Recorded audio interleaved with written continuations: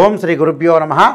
August మాసంలో ద్వాదశ రాశుల యొక్క ఫలితాలు ఏ విధంగా ఉన్నాయో తెలుసుకుందాం. ద్వాదశ రాశుల యొక్క ఫలితాలు తెలుసుకునే ముందు ముఖ్యంగా మనకి ఏ గ్రహాలు ఏ రాశుల్లో ఉన్నాయో తెలుసుకుందాం. శుక్ర గురువులు మిథున రాశిలో సంచారం చేయటం, ఆగస్టు 21వ తారీఖున మరి శుక్రుడు కర్కాటక రాశిలోకి సంచారం చేయటం, అలానే రవి బుధులు కర్కాటక రాశిలోకి సంచారం చేయటం, అలానే ఆగస్టు ద్వితీయార్థంలో రవి సింహరాశిలోకి సంచారం చేయటం, అలానే సింహంలో కేతువు, కన్యలో కుజుడి యొక్క సంచారం, అలానే రాహు కుంభరాశిలోను, అలానే మనకి 137 రోజుల పాటు శని వక్రగతిలో ఉంటాడు. ఈ వక్రగతిలో ఉండటం వల్ల మరి శని వక్రగతిలోకి వెళ్ళటం వల్ల కూడా ఫలితాలు అనేవి మారిపోతాయి. శని మీనరాశిలో ఉన్న ఆ మీనరాశిలోనే వక్రస్థితి పొందటం వల్ల వివిధ రాశుల యొక్క ఫలితాలు మారుతూ ఉంటాయి. సహజంగా ఇక్కడ ఎలా ఉంటుందంటే గురువు అతిపెద్ద గ్రహాలైన గురువు శుక్రుడు గ్రహాలని మనం ఒకసారి పరిశీలన చేస్తే గురువు ఎవరి రాశి నుంచి అయినా కూడా 2, 5, 7, 9, 11 స్థానాలు సుఫలితాలను ఇవ్వటం, శుక్రుడు 1, 2, 4, 5, 8, 9, 10, 11 స్థానాలు సుఫలితాన్ని ఇచ్చే అవకాశం అనేది ఖచ్చితంగా ఉంటుంది. 8వ స్థానం 9, 11 స్థానాలు సుఫలితాన్ని ఎక్కువగా ఇస్తుంది. అలానే ప్రతి గ్రహం కూడా వాళ్ళ రాశి నుంచి ఒక్కొక్క ఫలితం అనేది ఇస్తుంది. అలానే కుజుడు, రాహు, కేతువు, శని 3, 6, 11 స్థానాల్లో సుఫలితాలను ఇవ్వటం, అలానే 2, 4, 6, 11 స్థానాల్లో కూడా బుధుడు మంచి ఫలితాలను ఇచ్చే అవకాశం ఖచ్చితంగా ఉంటుంది. ఈ ఫలితాలన్నీ కూడా గోచారీత్యా చెప్పబడ్డాయి కాబట్టి ఈ ఫలితాలన్నీ కూడా మనం చక్కగా చూసుకుని ముందుకెళ్ళినట్లయితే ఏ విధంగా ఉండబోతుంది, ఆగస్టు నెలలో ద్వాదశ రాశుల యొక్క ఫలితాలు ఏ విధంగా ఉంటుంది, ఎలాంటి పరిహారాలు చేసుకోవాలి, ఎలాంటి పరిహారాలు చేసుకోవటం వల్ల అద్భుతమైన రిజల్ట్స్ వస్తాయి అనేది మనం ఒకసారి తెలుసుకుందాం. తులారాశి వాళ్ళకి ఏ విధంగా ఉండబోతుంది, మనం గ్రహస్థితిని అనుకున్నాం, ఇలా గ్రహాలు అనేవి ఉన్నాయని అనుకున్నాం. తులారాశి వాళ్ళకి ఏ విధంగా ఉండబోతుంది? ముఖ్యంగా తులారాశి వాళ్ళకి కొన్ని మిశ్రమైన ఫలితాలు అనేవి ఉంటాయి, కొన్ని అనుకూలమైన ఫలితాలు ఉన్నాయి. అయితే తులారాశి వాళ్ళకి ముఖ్యంగా లాభస్థానంలో కేతు యొక్క సంచారం, ఆధ్యాత్మిక జ్ఞానము, పూజా స్టోర్స్ వాళ్ళకి కానీ, ఆధ్యాత్మిక పరంగా ఉన్న వాళ్ళకి కానీ, కెమికల్ కంపెనీల వాళ్ళకి కానీ, రియల్ ఎస్టేట్ వాళ్ళకి కానీ, కన్స్ట్రక్షన్ చేస్తున్న వ్యక్తులకు కానీ, అలానే కెమికల్ కంపెనీలో పనిచేసే వాళ్ళు కానీ, మెడికల్ ల్యాబొరేటరీస్ వాళ్ళందరికీ కూడా అనుకూలంగా ఉంటుంది. అలానే శుభ కార్యక్రమాల్లో పాల్గొనటం, ఆధ్యాత్మిక పరంగా ముందుకు వెళ్ళటం, తీర్థయాత్రలు, నదీ స్థానము, సముద్ర స్థానం, పుణ్యక్షేత్రాలకు వెళ్ళే అవకాశాలు ఖచ్చితంగా ఉంటాయి. సో తులారాశి వాళ్ళకి లాభస్థానంలో కేతు ఉండటం వల్ల అనుకూలమైన ఫలితాలు ఖచ్చితంగా ఉంటాయి. అలానే తులారాశి వాళ్ళకి లాభంలో కేతు ఉన్నాయని అనుకున్నాం. ముఖ్యంగా భాగ్యస్థానంలో శుక్ర గురువుల యొక్క సంచారం చాలా అద్భుతంగా ఉంటుంది. ఏమిటి? రాస్యాధిపతి శుక్రుడు ముఖ్యంగా భాగ్యస్థానం, భాగ్యం అనేది చాలా మంచిది. అలానే రాస్యాధిపతే కాదు, ఇక్కడ శుక్రుడు వీళ్ళకి అష్టమాధిపతి కూడా శుక్రుడు అయ్యాడు. కాబట్టి ఫైనాన్షియల్ పరంగా కొరత ఉండదు, ఆర్థిక పరంగా నిలదొక్కుంటారు, బ్యాంకు రుణాలు వచ్చే అవకాశం ఖచ్చితంగా ఉంటుంది. అలానే పెట్టుబడులు, మొండి బాకీలు వసూలు కావటం, ఎవరైతే వివాహ ప్రయత్నాలు చేస్తున్నారో వధూవరులు కూడా బ్రైడ్ గ్రూమ్ వాళ్ళకి అనుకున్న సంబంధం అనేది సక్సెస్ అయ్యే అవకాశం ఖచ్చితంగా ఉంటుంది. అలానే వాహనాలు కొనుగోలు చేయటం, ఎప్పటి నుంచో వాళ్ళకి కళ్ళు కంటున్న కార్లు కానీ, వస్తువులు కానీ, బంగారు ఆభరణాలు కానీ, దుస్తులు కానీ కొనుగోలు చేసే అవకాశాలు ఎక్కువగా ఉంటాయి. అంటే వీళ్ళకి లగ్జరీగా అనుభవించే అవకాశం ఖచ్చితంగా ఉంటుంది. స్త్రీ సౌఖ్యము ఉంటుంది. అలానే తీర్థయాత్రలు, పుణ్యక్షేత్రాలతో పాటు ముఖ్యంగా వీళ్ళు ఎక్స్కర్షన్ వెళ్ళే అవకాశాలు కూడా ఖచ్చితంగా ఉంటాయి. కాబట్టి శుక్రుడు కూడా చాలా మంచివాడు. అలానే ఇక్కడ భాగ్యస్థానంలో గురువు ఉన్నాడు. అంటే తృతీయాధిపతి, షష్ఠమాధిపతి అయిన గురువు భాగ్యస్థానంలో ఉండటం వల్ల ఆర్థిక పరంగా బాగా పుంజుకుంటారు, ఫైనాన్షియల్ పరంగా ఇంక్రీజ్ అవుతారు, ఎకనామిక్ గ్రోత్ అనేది బాగా ఎక్కువ ఉంటుంది, ఆర్థిక సమస్యలు తగ్గిపోవటం, ఆర్థిక పరంగా పుంజుకోవటం, లాభాలు రావటం, ఉద్యోగ పరంగా కూడా చాలా అనుకూలంగా ఉండే అవకాశాలు ఖచ్చితంగా ఉంటాయి. ఉద్యోగంలో ప్రమోషన్లు, స్థానచలనం కూడా జరుగుతుంది. స్థానచలనం దేనివల్ల జరుగుతుంది? పంచమంలో రాహు ఉండటం వల్ల స్థానచలనం జరుగుతుంది, గురువు వల్ల లాభం కలుగుతుంది. అంటే ఉద్యోగం అనేది ప్రమోషన్ జరుగుతుంది ఖచ్చితంగా, ప్రమోషన్లు జరిగి డబ్బులు ఎక్కువగా వస్తున్నాయి అంటే ఖచ్చితంగా ఇక్కడ స్థానచలనం సూచిస్తుంది. పంచమంలో రాహు ఎప్పుడు కూడా, పంచమంలో రాహు ఉన్నా పంచమంలో శని ఉన్నా కూడా స్థానచలనం జరుగుతుంది. శాస్త్రంలో చెప్పినట్టుగానే మనం చెప్పాలి. కాబట్టి స్థానచలనం జరుగుతుంటుంది. అలానే వ్యాపారంలో కూడా విస్తరణ జరుగుతుంటుంది. వ్యాపారపరంగా విస్తరణ జరగటం ఒకటి, వ్యాపారాన్ని ఒక స్థలం నుంచి మరొక స్థలానికి మార్చే అవకాశాలు కూడా ఖచ్చితంగా ఉంటాయి. అలానే సంతానం ద్వారా కొన్ని ఇబ్బందులు కలుగుతూ ఉంటాయి. అంటే ఇబ్బందులు ఏం కలగవు, కానీ సంతానం ఇంకా డెవలప్మెంట్ అయితే బాగుండు, వాళ్ళకు ఉద్యోగాలు వస్తే బాగుండు, వాళ్ళ వివాహాలు జరిగితే బాగుండని కొంత పేరెంట్స్ కొద్దిగా ఆందోళన చెందే అవకాశం ఒకటి ఉంటుంది. అలానే వీళ్ళకి శని వక్రగతి పొందటం వల్ల కూడా కొంత ఆరోగ్య విషయంలో కొంత అప్రమత్తంగా ఉండాలి. అంటే దీర్ఘకాలిక వ్యాధులు ఉన్న వాళ్ళు, మామూలుగా జనరల్గా వ్యాధి లేని వాళ్ళు కూడా వాహన ప్రమాదాలు జరగకుండా చూసుకోవాలి. వాహనాల మీద ప్రమాదాలు జరిగే అవకాశాలు ఎక్కువ ఉంటాయి. ఎందుకు కారణం అంటే ద్వితీయాధిపతి కుజుడయ్యాడు, దానితో పాటు సప్తమాధిపతి కూడా కుజుడయ్యాడు. కాబట్టి కొద్దిగా భార్యాభర్తల మధ్య అన్యోన్య దాంపత్యం ఇంపార్టెంటే, వాహనాలు ప్రమాదం జరగకుండా చూసుకోవటం కూడా ఇంపార్టెంటే. కోర్టు సమస్యలు కానీ, అలానే అన్నదమ్ముల మధ్యలో గొడవలు కానీ రాకుండా చూసుకోవాలి. అంటే ఏదైనా నేను రాకుండా చూసుకోవాలంటే వస్తాయని అర్థం. అవి వాటిని మనం కాంప్రమైజ్ చేసుకుంటే అదే పెద్ద రెమెడీ. ఇవన్నీ కూడా నిజాన్ని తెలుసుకోవాలి. ఎప్పుడు కూడా నిజాన్ని తెలుసుకుంటేనే నిజం అనేది ఎప్పుడూ బతికుంటుంది.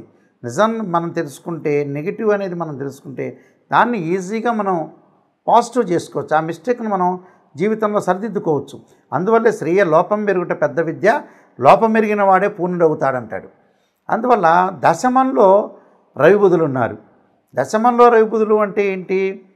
ఇక్కడ వ్యయాధిపతి అయ్యాడు, అలానే ఇక్కడ భాగ్యాధిపతి కూడా బుధుడు దశమ స్థానంలో ఉండటంలో వృత్తిరీత్యా అనుకూలంగా ఉంటుంది.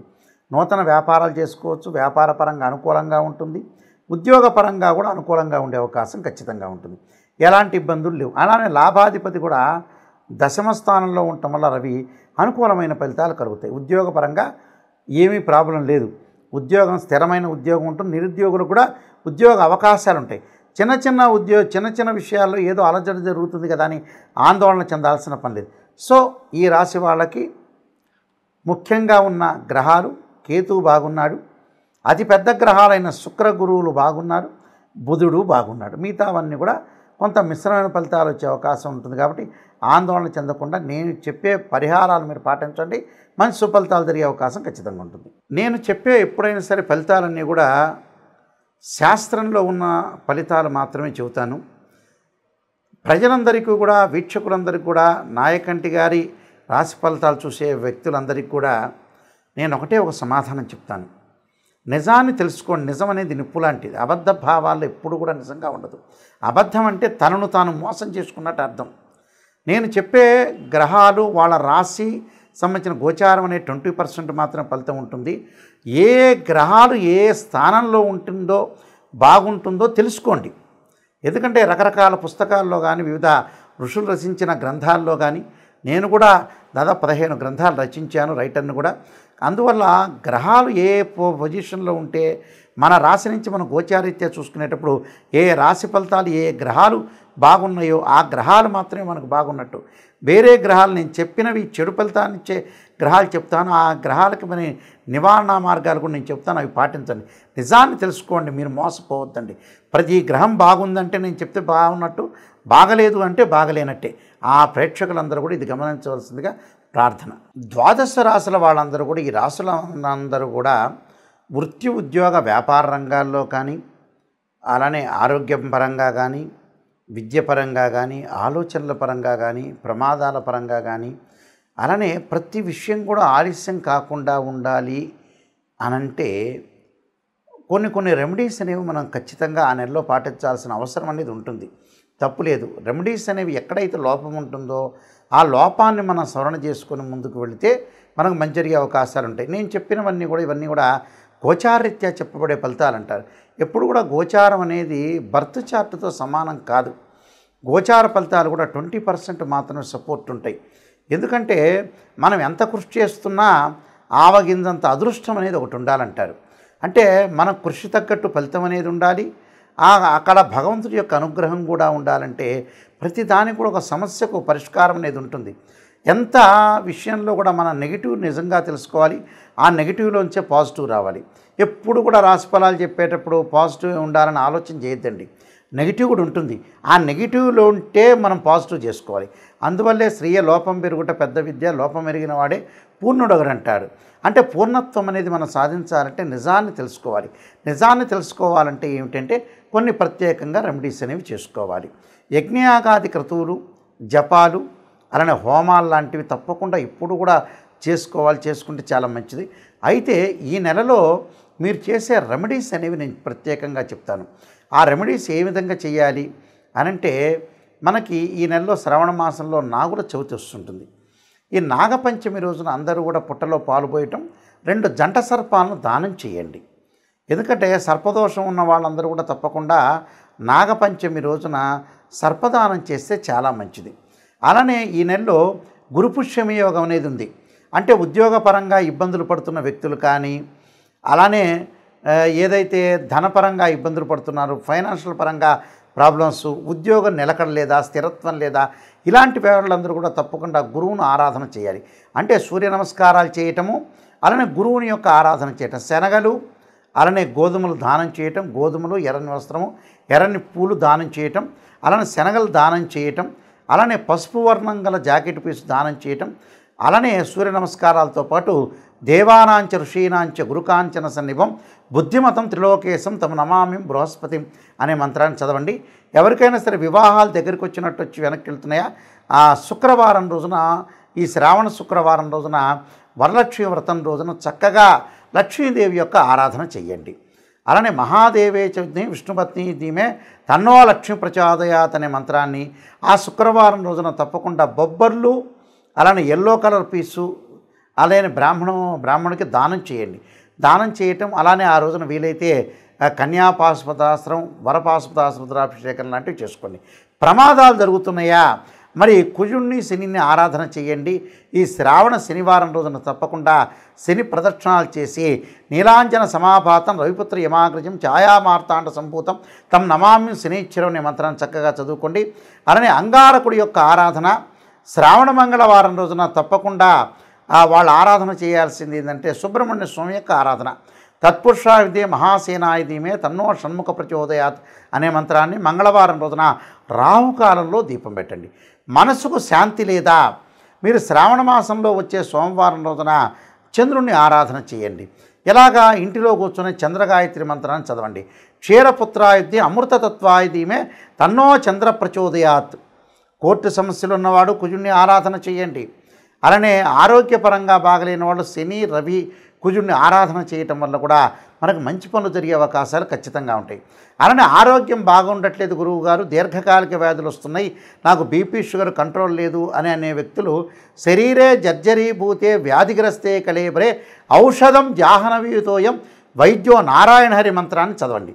అలానే మనస్సుకు బ్రెయిన్ సంబంధించిన స్ట్రోక్స్ కానీ, పెరాలసిస్ కానీ వస్తే శిరోకంఠపాశుపతాస్త్రాభిషేకం అభిషేకం చేసుకోండి. అభిషేకం చేసుకోవటం వల్ల కూడా చాలా మంచి జరిగే అవకాశాలు ఉంటాయి. అలానే ప్రేమించిన వ్యక్తులకి వివాహం కావట్లేదు అనే వ్యక్తులు అబ్బాయి కన్యాపాశుపతాస్రుద్రాభిషేకం, అమ్మాయి వరపాశుపతాస్రుద్రాభిషేకం, అఘోర గౌరీ పాశుపతాస్రుద్రాభిషేకాలు చేసుకుంటే తప్పకుండా అనుకూలంగా ఉండే అవకాశం అనేది ఖచ్చితంగా ఉంటుంది. ఇవన్నీ కూడా గోచారరీత్యా చెప్పబడే ఫలితాలు అంటారు. తప్పకుండా ఈ గోచారరీత్యా చెప్పే ఫలితాలు మీరు అన్నీ కూడా నియమాలన్నీ కూడా మీరు పాటించండి. పాటిస్తే చక్కని ఫలితాలు వచ్చే అవకాశం అనేది ఖచ్చితంగా ఉంటుంది. సర్వే జనా సుఖినో భవంతు.